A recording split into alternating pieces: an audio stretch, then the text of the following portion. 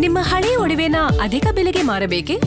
ಅಟಿಕಾಗೆ ಕಾಲ್ ಮಾಡಿ 8880 Attica gold company. ಪರಿಣಿತ ಅವರೇ, ಆಹಾರ ಪದ್ಧತಿ ಬಗ್ಗೆ ಮಾತಾಡ್ತಾ ಇದ್ವಿ, ಜೀವನ ಶೈಲಿ ಬಗ್ಗೆ ಮಾತಾಡ್ತಾ ಇದ್ವಿ. ನಾವು ಇತ್ತೀಚೆಗೆ ಫ್ಯಾಟ್ ಅನ್ನೋ ತುಂಬ ಜನ ನೋಡ್ತೀವಪ್ಪ, ಯಾಕೆ ಇಷ್ಟೊಂದು ಫ್ಯಾಟ್ ಆಗಿದ್ದಾರೆ, ತುಂಬ ಚೆನ್ನಾಗಿ ವರ್ಕೌಟ್ ಮಾಡ್ಕೊಂಡಿದ್ರು ಕೂಡ ಮೈ ಇಳಿಯಲ್ಲ, ಆದರೂ ಕೂಡ ನಮಗೆ ಒಬೆಸಿಟಿ ಅನ್ನೋ ಸಮಸ್ಯೆಗಳನ್ನು ಫೇಸ್ ಮಾಡ್ತಾ ಇದ್ದೀವಿ ಅಂತ. ಅದೆಲ್ಲ ಕೂಡ ಕಾರಣ ಆಗುತ್ತಾ ಮನುಷ್ಯನ ಆರೋಗ್ಯದ ಮೇಲೆ ಅಂತ? ಹೌದು, ಬಟ್ ಏನಂದರೆ ಅದು ಅವ್ರೇನು ದಪ್ಪ ಕಾಣ್ತಾರೆ, ಅವ್ರೇನೋ ತಿಂದಿನೇ ದಪ್ಪಕ್ಕಾಗ್ತಾ ಇದ್ದಾರೆ ಅಂತ ಅಲ್ಲ. ಹೈಪೋಥೈರಾಯ್ಡಿಸಮ್ ಅಂತ ಒಂದು ಕಂಡೀಷನ್ ಇದೆ, ಅಥವಾ ಬೇರೆ ಒಳಗಡೆ ಏನಾದರೂ ಹಾರ್ಮೋನ್ ಫ್ಲಕ್ಚುಯೇಷನ್ಸ್ ಇದ್ದರೆ, ಮೆಟಬಾಲಿಕ್ ಸಿಂಡ್ರೋಮ್ ಇರುತ್ತೆ, ಇದರಿಂದನೂ ಕೂಡ ದಪ್ಪಕ್ಕಾಗಿರ್ತಾರೆ. ಅವರು ಏನೋ ತುಂಬ ಜಾಸ್ತಿ ತಿಂದಿನೇ ದಪ್ಪಕ್ಕೆ ಹಾಕ್ತಾ ಇದ್ದಾರೆ ಅಂತ ಅಲ್ಲ. ಪ್ಲಸ್ ಸ್ಟ್ರೆಸ್ಸಿಂದನೂ ಕೂಡ ದಪ್ಪಕ್ಕಾಗೋ ಚಾನ್ಸಸ್ ಇದೆ, ಬಿಕಾಸ್ ಹಾರ್ಮೋನ್ ಫ್ಲಕ್ಚುಯೇಷನ್ಸ್ ಇರುತ್ತೆ, ಅದರಿಂದನೂ ಕೂಡ. ಬಟ್ ಏನೇ ಆಗಲಿ ಊಟದಲ್ಲಿ ಸ್ವಲ್ಪ ಸರಿಗೆ ನೋಡ್ಕೊಂಡ್ರೇ ಬೆಟರ್. ಸೊ ಸರ್ ಹೇಳ್ತಾ ಇದ್ರು, ಇವಾಗ ಆಯಿಲಲ್ಲಿ ಕೋಕೋನಟ್ ಆಯಿಲ್ ಮತ್ತು ತೆಂಗಿನ ಎಣ್ಣೆ ಅಥವಾ ತುಪ್ಪನ ಹಾಗೆ ತಗೊಳ್ಳಿ. ಹಾಂ, ಸೊ ಆ ಥರ ಅಲ್ಲ, ಯಾವುದೇ ತುಪ್ಪ ತಗೊಳ್ಳಿ ಅಥವಾ ನೀವು ಯಾವುದೇ ಆಯಿಲ್ ತಗೊಳ್ಳಿ, whether it is olive oil ಅಥವಾ ಏನೇ ನೀವು ತೊಗೊಂಡ್ರು ಕೂಡ ನಾವು ಕೊನೆಗೆ ನಮ್ಮ ಡಯಟೆಟಿಕ್ಸ್ ವರ್ಲ್ಡಲ್ಲಿ ಅದನ್ನು ಫ್ಯಾಟ್ ಅಂತಲೇ ಕನ್ಸಿಡರ್ ಮಾಡ್ತೀವಿ. ಸೊ ನೀವು ಅದನ್ನು ಎಷ್ಟು ಕಡಿಮೆ ಬಳಕೆ ಮಾಡ್ತೀರಾ, ನಾನು ಹೇಳ್ದಂಗೆ ತುಪ್ಪ ಆಗಲಿ ಯಾವುದೇ ಥರ ಆಯಿಲ್ ಆಗಲಿ ತಿಂಗಳಿಗೆ ಪ್ರತಿಯೊಬ್ಬರಿಗೂ ಕೂಡ ಬರೀ 500 ml ಅಷ್ಟೇ ಕೊಡೋದು. ನೀವು ಅದನ್ನು ಯಾವ ಥರನಾದರೂ ತೊಗೊಳ್ಳಿ, 500 ml ಅಲ್ಲೇ ತಿಂಗಳಿಗೆ ಪ್ರತಿ ಒಬ್ರಿಗೂ ಕೂಡ ನಿಮ್ಮ ಊಟ ಅಡುಗೆ ಏನಿದೆ ಎಲ್ಲ ಕಂಪ್ಲೀಟ್ ಮಾಡ್ಕೋಬೇಕು. ಅದರಲ್ಲಿ ತುಪ್ಪ ಬೆಣ್ಣೆ ಎಲ್ಲ ಸೇರುತ್ತೆ. ಸೊ ಅದನ್ನು ತೊಗೊಂಡೀಗ ಸೋಷಿಯಲ್ ಮೀಡಿಯಾದಲ್ಲೆಲ್ಲ ದಿನಾಗಲೂ ಒಂದು ಟೀ ಸ್ಪೂನ್ ಘೀ ತೊಗೊಳ್ಳಿ, ಹಾಗೆ ಖಾಲಿ ಹೊಟ್ಟೆಲಿ ತೊಗೊಳ್ಳಿ, ಅದಾಗುತ್ತೆ ಇದಾಗುತ್ತೆ. ಅಫ್ಕೋರ್ಸ್ ಅದರಲ್ಲೂ ಕೂಡ ಸ್ವಲ್ಪ ಏನಾದ್ರದ್ದು ಬೆನಿಫಿಟ್ಸ್ ಇರುತ್ತೆ, ಹಾಗಂತ ಅದನ್ನೇ ಮಾಡಿಕೊಂಡ್ರೆ ಬಿಕಾಸ್ ಅಲ್ಲಿ ತುಂಬ ಇನ್ಕಂಪ್ಲೀಟ್ ಇನ್ಫಾರ್ಮೇಷನ್ಸ್ ಇರುತ್ತೆ. ಸೊ ನಾರ್ಮಲ್ ಆಗಿ ಯಾರು ಜನ ನೋಡ್ತಾರೆ ಅದನ್ನು ಹಿಂಗೆ ಇರ್ಬೋದೇನೋ ಅಂತ ಅನ್ಕೋತಾರೆ. ವಾಟ್ಸಪ್ಪಲ್ಲಿ ಕೂಡ ಮತ್ತು ಪಕ್ಕದ ಮನೆ ಆಂಟಿ ಹೇಳಿದ್ರು ಅಂತ, ಇಲ್ಲ ಯೂಟ್ಯೂಬಲ್ಲಿ ಕೂಡ ಇದೇ ಥರ ಇನ್ಫಾರ್ಮೇಷನ್ಸಿಂದಾನೇ ಅರ್ಧ 1 ಟೀ ಸ್ಪೂನ್ ತೊಗೊಳ್ಳಿ ಇದು ಒಳ್ಳೆಯದಂತ ಹೇಳ್ತಾರೆ. ಬಟ್ ಅದನ್ನು ಒಬ್ಬೊಬ್ಬರು ಯಾರಿಗೆ ಗೊತ್ತಾಗಲ್ಲ, ಅವ್ರು ಅದನ್ನು ಜಾಸ್ತಿ ಮಾಡ್ಕೊಂಡು ಹೋಗ್ತಾರೆ. 1 ಟೀ ಸ್ಪೂನ್ ತೊಗೊಳ್ಳೋದಲ್ಲದೆ ಬೇರೆ ಊಟದಲ್ಲೂ ತುಂಬ ಚೆನ್ನಾಗಿ ತುಪ್ಪ ಮತ್ತು ಆಯಿಲ್ ಎಲ್ಲ ಬಳಕೆ ಮಾಡಿ ಹೆಲ್ತ್ ಹಾಳು ಮಾಡ್ಕೋತಾರೆ.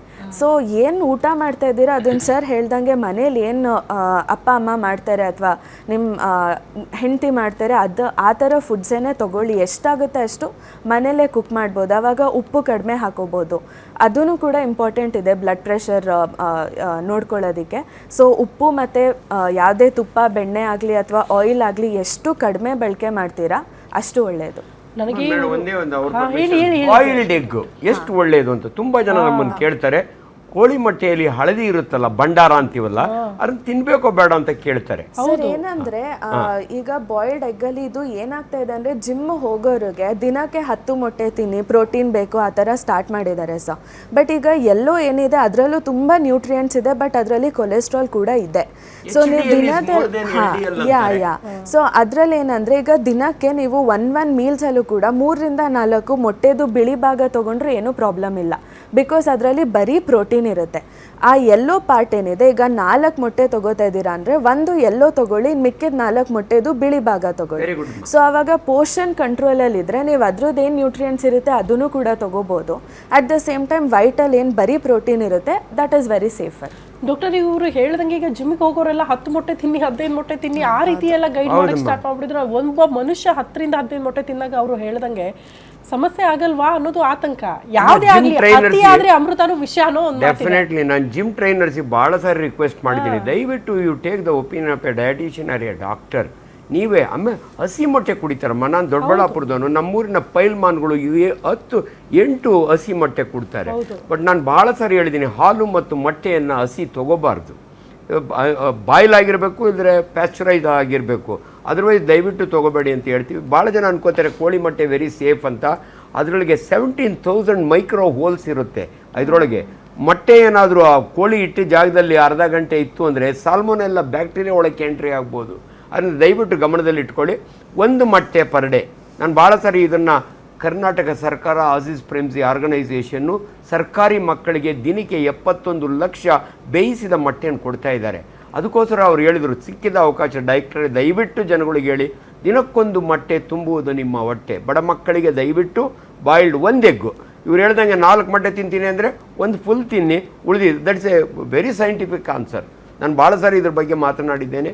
ದಿನಕ್ಕೊಂದು ಮೊಟ್ಟೆ ಬಡ ಮಕ್ಕಳಿಗೆ ನಿಜವಾಗ್ಲೂ ನ್ಯೂಟ್ರಿಷಿಯಸ್ಸು ಎಷ್ಟು ಎಸೆನ್ಷಿಯಲ್ ಅಮೈನೋ ಆಸಿಡ್ ಸಿಗುತ್ತೆ ಅಂದರೆ ಇಟ್ಸ್ ವೆರಿ ಗುಡ್. ಅದರಿಂದ ದಯವಿಟ್ಟು 8-10 ಮೊಟ್ಟೆ ನಾನು ಪೈಲ್ಮಾನ್ ಮಾಡ್ತೀನಿ ಇಲ್ಲ ಅಷ್ಟೆಲ್ಲ ತೊಗೊಳೋದು we don't advise 100%. Yes anyway ಈ ಜಿಮ್ಗೆ ಹೋಗೋದಕ್ಕೂ ಕೆಲವರು ಆತಂಕ ಪಡೋ ಪರಿಸ್ಥಿತಿ ಬಂದ್ಬಿಟ್ಟಿದೆ ಅಂತ. ಜಿಮ್ಗೆ ಹೋಗಿ ಪುನೀತ್ ರಾಜ್ಕುಮಾರ್ ಅವರು ಫಿಟ್ ಆ್ಯಂಡ್ ಫೈನ್ ಆಗಿದ್ರು ಕೂಡ ಅವ್ರಿಗೆ ಹಾರ್ಟ್ ಅಟ್ಯಾಕ್ ಬಂತು. ಈ ಕಡೆ ದಿಲೀಪ್ ರಾಜ್ ಅವರು ಕೂಡ ಜಿಮ್ ಮಾಡ್ತಾ ಇದ್ರಂತೆ, ಅವರು ಫಿಟ್ ಆ್ಯಂಡ್ ಫೈನ್ ಆಗಿದ್ರು, ಅವ್ರಿಗೂ ಕೂಡ ಹಾರ್ಟ್ ಅಟ್ಯಾಕು. ನಾವು ಫಿಟ್ ಆ್ಯಂಡ್ ಫೈನ್ ಆಗಿರಬೇಕು ಅಂತ ವರ್ಕೌಟ್ ಮಾಡ್ತೀವಿ, ಅದು ಕೂಡ ಸಮಸ್ಯೆ ಆಗ್ತಾ ಇದೆಯಾ ಆರೋಗ್ಯದ ಮೇಲೆ ಅನ್ನೋದು ಪ್ರಶ್ನೆ ಆಗ್ತಾ ಇದೆ. ಅದ್ರ ಬಗ್ಗೆ ಒಂದು ಕ್ಲಾರಿಟಿ. ಅನ್ಅಕಸ್ಟಮೈಡ್ ಎಕ್ಸರ್ಸೈಸ್ ನೋಡಿ, ವಾಕಿಂಗ್ ಮಾಡೋವಾಗೆ ಅದಕ್ಕೆ ಒಂದು formula. Exercise is very very important. ಪ್ರತಿದಿನ at least 35 minutes 5 days in a week walk ಮಾಡಿ ಅಂತೀವಿ. ಅಮ್ಮ ವಾಕಿಂಗ್ನಲ್ಲೂ ಹೆಂಗಂದರೆ 220 ಒಂದು ಸ್ಟ್ಯಾಂಡರ್ಡ್ ಫಿಗರ್ ಇದೆ, ಮೈನಸ್ ಯುವರ್ ಏಜ್. ಇವಾಗ ನಾನು 70 ವರ್ಷ, 220 ಮೈನಸ್ 70 ಇಸ್ 150.